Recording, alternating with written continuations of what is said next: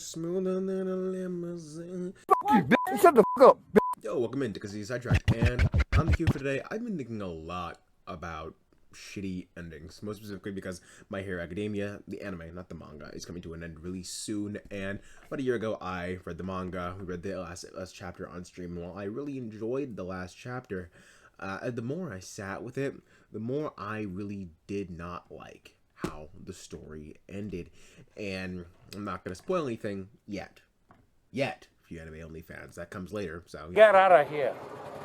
Get out of here, man. Shit, I'm saying. you have been warned. I've just been so curious. Why is it so hard to make a good ending? And I came to the conclusion that a good ending will have usually two things. It can survive with one of those things, but definitely needs two. A good ending needs to both make sense and it needs to be satisfying. Not just satisfying in a narrative sense, but also satisfying for the characters as well, because this is the journey we've watched them go on. So if they have shit endings, we're gonna feel a little bit cheated. And the thing is, it's harder to make a good ending for a story the longer a story has gone on, and that's why you look at a lot of fantasy epics like Naruto, for example, or even like Game of Thrones, and that shit still hasn't ended because George R. R. Martin has no fucking clue what to do with the rest of the story. It's rare that people are usually satisfied with those endings because there's so much built up over the course of the story that by the time the story ends, they forget all the shit, it all falls flat, and they come up with a half-baked garbage boo-boo-doo-doo ending. Boom, roasted. That's why a lot of times when you watch one-off movies, those things don't have terrible endings because they don't have a lot of narrative threads to focus on. They tend to have one strong idea, a few core characters, and it's easier to balance that. But the bigger you make your story, the more you have to worry about in terms of your ending, and a lot of times people tend to forget that. That's why a lot of endings fall flat. A lot of endings just straight up don't happen. Endings is a big problem. I can count on one hand the amount of stories that I've read that have had a really fully well done and satisfying ending. Let's talk about the stories that have endings that make sense but are unsatisfying. And I can only think of one example off the top of my head that we're going to talk about, and that is Game of Thrones.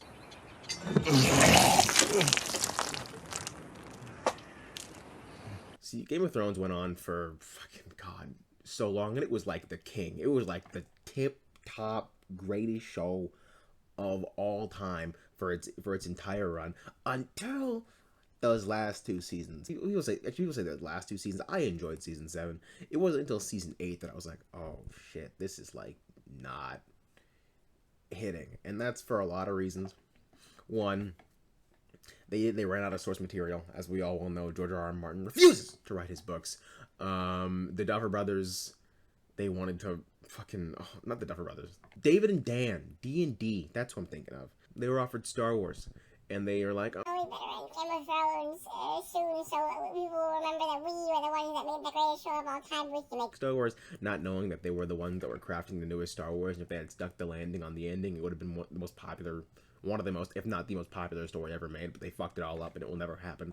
How often do you see people bring up Game of Thrones anymore? Like, almost never. People forgot about that shit. Nobody cares anymore. And we get to the ending of Game of Thrones. Spoilers ahead, by the way, for every story I'm about to talk about, so if you hear something that you know that you haven't finished yet, click away, because I will be talking about that shit. At the end of Game of Thrones, we're sitting in a circle, and all the important characters are like, all right, now that all the murdering is done, who the fuck's gonna be the king? The whole thing that we've been figuring out for 8 seasons, who the fuck is gonna be the king?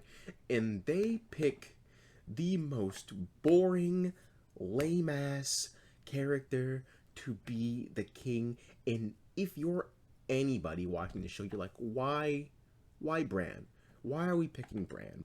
I don't know if you remember this. There was an entire season where Bran just wasn't in it because there was nothing for him to do. Like I said, this ending makes sense. Logically speaking, yeah, you want the character who can see and know all to be the king, but the audience wasn't attached enough to his journey.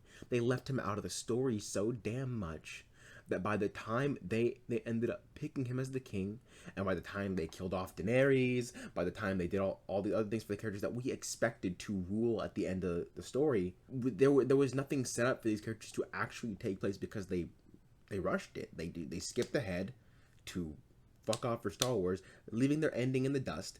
And nobody really likes the ending of Game of Thrones because, yeah, while it makes sense, it fucks over all the characters you've been following for 8 years at this point.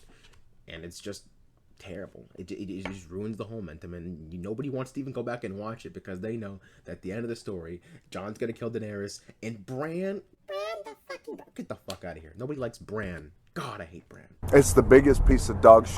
Anyways, it's an example of a story that makes sense but not a satisfying ending, which you can never get away with. Endings have to be at least satisfying, and that's why these next two are going to be a little bit harder to differentiate, but I'm going to explain them to you and hopefully you'll understand. We are going to talk about stories that have satisfying endings, but they don't make sense. Also, yes, I recorded this afterwards because I'm doing this as a non sequitur because I did not like how I explained my first point at all. So we're going to try this again. The last arc of My Hero is wholly, completely satisfying. Every character feels like they achieve something. Todoroki achieves something. He saves Dabi. Bakugo defeats All for One. Deku defeats Shigaraki. Uraraka does whatever she does at the end of that arc. And then the final battle ends and Deku saves the day, yada, yada, yada. But then the problem comes when we cut so many years later, however many years it is, and we see that Deku's no longer a hero anymore. And we find out he's not the number one hero, Mirio is. We find out he stopped being a hero, he's a teacher. And they're like, oh, we're so sad, da, da, da, da. But then All Might comes, and then he gives him a suit, and he's like, you, man, you can be a hero again. And then, and then he goes, like, oh, cool, Deku can still be here, yada, yada, yada. And it's like, oh, great, that was a solid ending. And then you think about it, and you sit with it, and it moves, and the more you think about it, you're like, wait a second. That doesn't make any sense. Deku didn't become the number one hero. Deku didn't learn his lesson. He quit being a hero just because he didn't have a quirk anymore. He needed another handout from All Might to be a hero again. Deku's character arc is wholly incomplete. It's just so many things that after the feeling of, oh my god, we've done it, weighs off. You feel these holes start to get bigger and bigger in the story, and it sours as time goes on. Those satisfying endings, they'll trick you, because in the beginning, they're like, oh, this is so good, this is peak. And the more you think about it, you're like, oh shit, hold on. This isn't as peak as I thought it was. And you know what, though? That's typically how the bullshit goes, you feel me? Case in point with the next story that I'm about to talk about right now.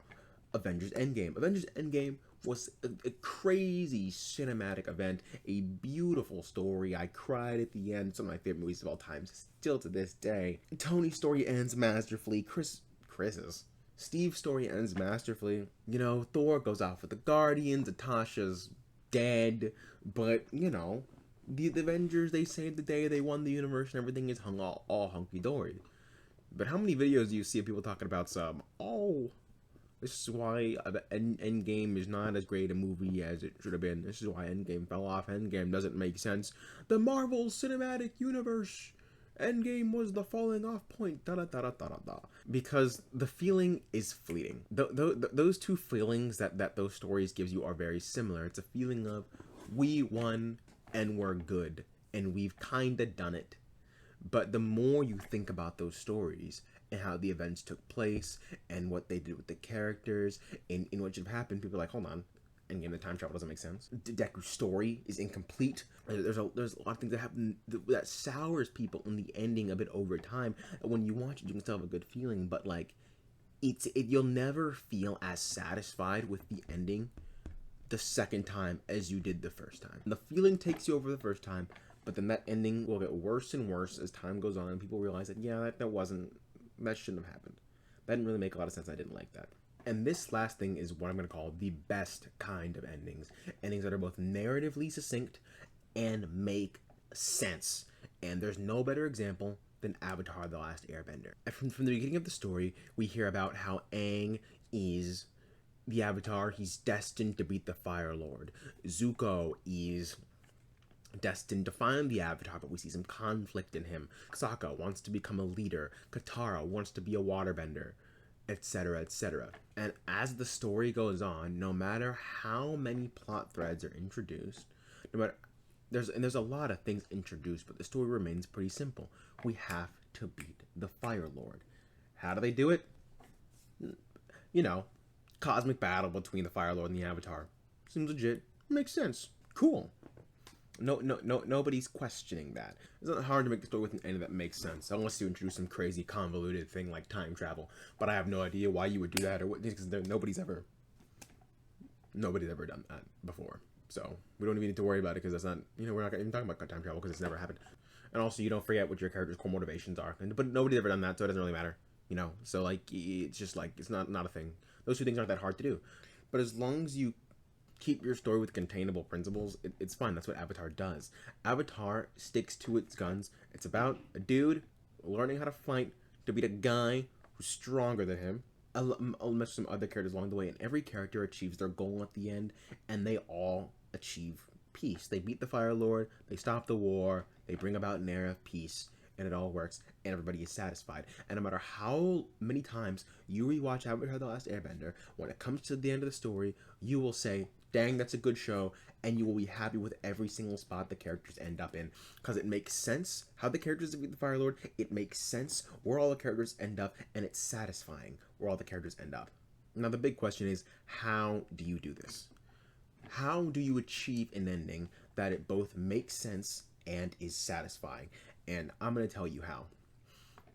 You have to bring it back to your core cast. Let's talk about one of my favorite shows for a second, Cobra Kai.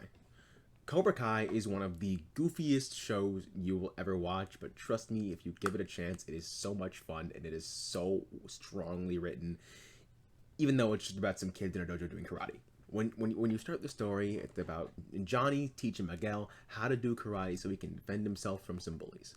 And as the story goes on, more characters get introduced, and it becomes a kind of karate gang war about trying to take down this evil karate dojo, battling for the soul of the valley. Really goofy 80s camp shit that I love so much. But then we get to season 6, which is the final season. We spend the majority of the time with a lot of those characters, and in the final world tournament, because Karate Kid's always got to have a tournament.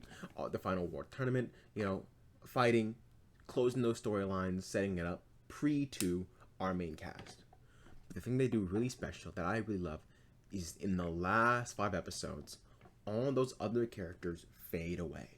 No matter how important they've been for the rest of the series, most of them are treated like background characters because their arcs have ended before. And they bring it back to the characters that we got into the story for at the beginning of the series, which is mostly Johnny and Miguel. And we get a fight that focuses on Miguel. He becomes the greatest in the world, and you get to see the story of this little kid who's getting bullied for being too weak and for being a loser, being the greatest karate champion in the world. And after that, you get to see the story of Johnny, some bum out of luck whose life went to shit after high school, bringing it all back and winning back his glory.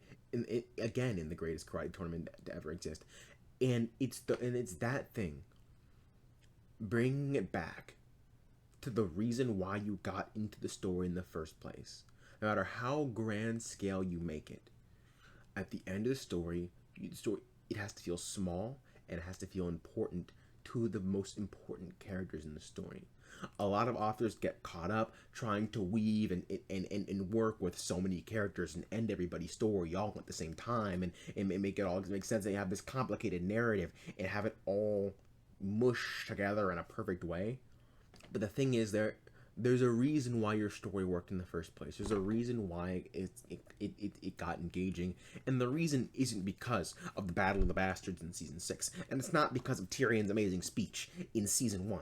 It's because of the Starks in Winterfell, and that little castle in the first episode, and that family. That is the story that people became invested in the first episode, the story of that house. And that's why Game of Thrones ending doesn't as well, because it treats its most important characters like shit. And one last thing I gotta talk before I end this video. Some people just straight up don't like to end their stories. Whether it's Young Justice, God, my baby Young Justice, Star Wars, Dragon Ball, or the Pirates of the Caribbean franchise, sometimes those motherfuckers have great endings primed. They're ready. Everybody loved it. And then for some reason, they decide to make more. And my man Tony Stark put it best. Part of the journey is the end. And the thing that makes the best stories most memorable is a great ending. Not that it went on forever and ever and ever, and you get to see those characters go on adventures forever, but you get to see the characters that you love end their journey and achieve the things they want to achieve and just move on. I can't think of really any story that has gone on forever and ever and ever that doesn't have, like, save for One Piece, because Oda has an ending in sight. We'll see how that goes. Fingers crossed he figures that shit out. God, please figure that. Please, Oda, please don't fuck that shit out. And also, let your endings breathe. Don't rush that shit. Give it some time. Give it some time. Sometimes I like to see my characters chill for 5 episodes afterwards. Sometimes I like to let them just, reminisce about the good times for a bit. And then we get to see them, chill out. And it's cool. This is a personal thing. But yeah, it's just what I like. Let me see him. Let me see him at a coffee shop. Just talking. That's what I want. Give it to me. But anyways, that's gonna do it for this video. Thank you all for watching. Let me know your thoughts about endings and give me some story recommendations in the comments down below of stories that have good endings, or talk about something that has shit ending, or talk about, I don't know, whatever you want to talk about. Let me hear your opinions on endings in the comments down below, and subscribe because I post videos here sometimes. And until next time, end the video. See you guys.